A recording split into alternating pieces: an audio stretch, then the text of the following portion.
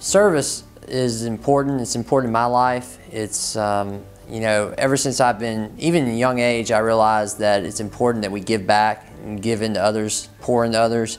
One of the ways I serve is by trying to take mentorship roles in the lives of young men. I do that in high school students and other men younger than me.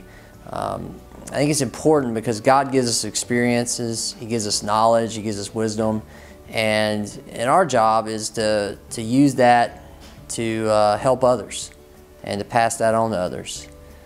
We have a limited amount of influence in life, and that influence is a blessing from God, but it also comes with a responsibility.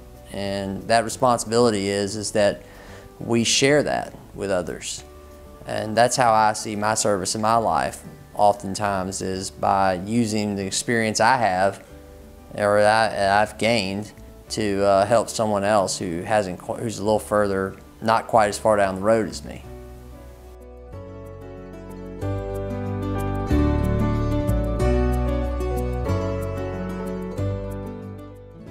You know, and as I look at the younger generation coming up now, it's really exciting to me to see this generation, because I don't think we've had the generation as motivated by service as this generation. I think kids now, they're looking for purpose. I think the young students out there, they're looking for something to give their life meaning. And they're turning, unlike other generations where they've turned to money or prestige or status, they're turning to service. They're looking for ways they can make a difference in the world, ways they can make others' lives better. They're very much an others-focused generation, and it's exciting. It's exciting to see this generation. It's exciting to see young men and women who really do want to change the world, who dream big and think big, and have big, huge dreams for their lives and visions for what could be. And that's exciting to me.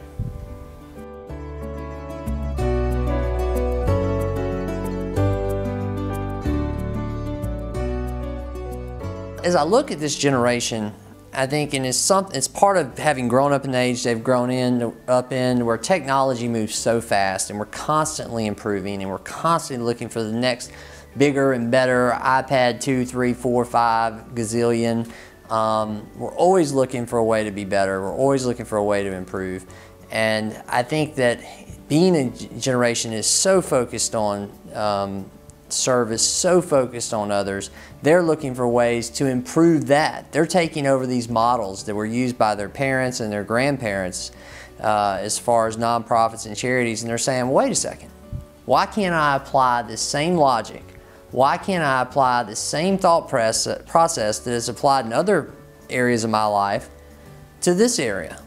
And so it's really exciting, because when you start looking at it and you start seeing nonprofits, how is this going to change? This younger generation, they're not just going to take it. They're going to take it and they're going to improve it.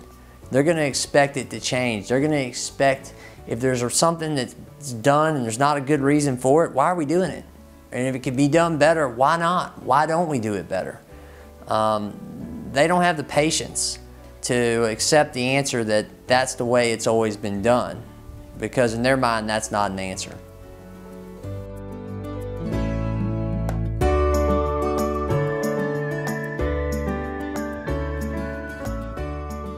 It's important that us and other older generations, that we approach this guidance in the proper way.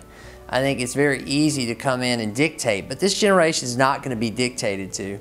They want someone who's going to partner with them, who's going to respect their ideas and give them opportunities to contribute to the process. And I think that that's how, as an older generation, how do I deal with this younger generation? How do I deal with a generation that has an attention span much shorter than mine, that constantly jumps between idea and idea? Is that how do I deal with that? I think is that you partner with them. I think is that you take a mentoring role in their life, and that where you show that I care about your ideas are important, and instead of saying you shouldn't do that, offering up examples and wisdom of, you know, I once did something like that, and maybe there's just some things you should think about, because these are things that didn't work for me as well. Or, you know, why are you doing that? Have you thought about this? I think one of the best ways we can pass on wisdom to the younger generation is not so much by telling them things, but asking them questions.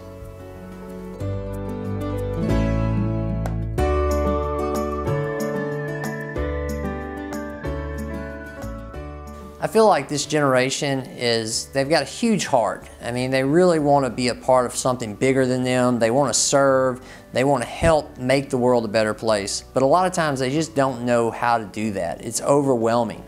There's so many options. There's so many things that they can get involved in, so many organizations, so many great causes. And as a older generation, one of the things that we can do is help focus that energy. Because not discourage it. The worst thing we can do is stomp out this energy. The best thing we can do is help focus this energy, help direct it, help guide it into a more effective way in operating. And I think that, you know, by directing them towards causes, by helping using our knowledge to help what they want, their dreams, help them accomplish their dreams. That's the best thing we can do, is take our knowledge of things we've learned, and in all honesty, the things that we haven't learned, and present them to them and help them direct and focus these passions and desires in their hearts. And I feel like if we do that effectively, we will see this generation do more things with regards to charities and nonprofits and causes around the world than any other generation previously.